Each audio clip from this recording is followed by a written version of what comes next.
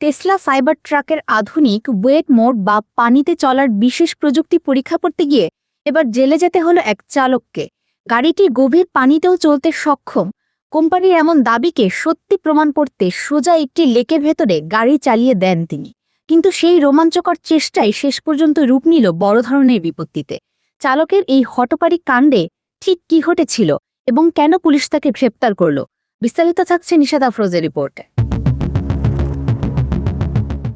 Elon মাস্কের Tesla কোম্পানির cyber truck বাজারে আসার পর থেকেই এর নানা ফিচার নিয়ে চলছে আলোচনা, বিশেষ করে গাড়িটির ওয়েট মোড, যা সাময়িকভাবে অগভীর পানি পাড়ি দিতে সাহায্য করে। তবে এই ফিচারের অতি উৎসাহী ব্যবহার এবার ডেকে আনলো এক বড় বিপদ।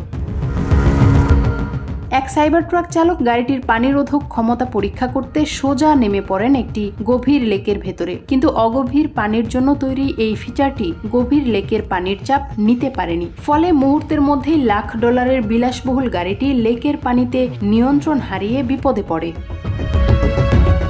খবর পেয়ে দ্রুত ঘটনাস্থলে পৌঁছায় পুলিশ ও উদ্ধারকারী দল। চালককে অক্ষত অবস্থায় উদ্ধার করা সম্ভব হলেও তার এই কাণ্ডকে স্রেফ পাগলামি ও অপরাধ হিসেবে দেখছে প্রশাসন। জনসাধারণের নিরাপত্তা বিঘ্নিত করা এবং সরকারি জলাশয় ও পরিবেশের ক্ষতি করার সুনির্দিষ্ট অভিযোগে তাৎক্ষণিকভাবে তাকে গ্রেফতার করা হয়।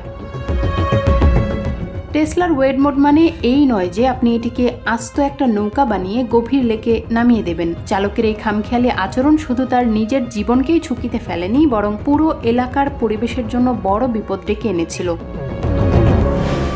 এই ঘটনার পর বিশেষজ্ঞরা আবারও মনে করিয়ে দিচ্ছেন, গাড়ির প্রযুক্তি যতই উন্নত হোক না কেন, বাস্তব জীবনে নিয়ম ভেঙে এমন বিপজ্জনক পরীক্ষা নিরীক্ষা আইনত দণ্ডনীয় অপরাধ। নিশাদ আফরোজ, আমেরিকা বাংলা।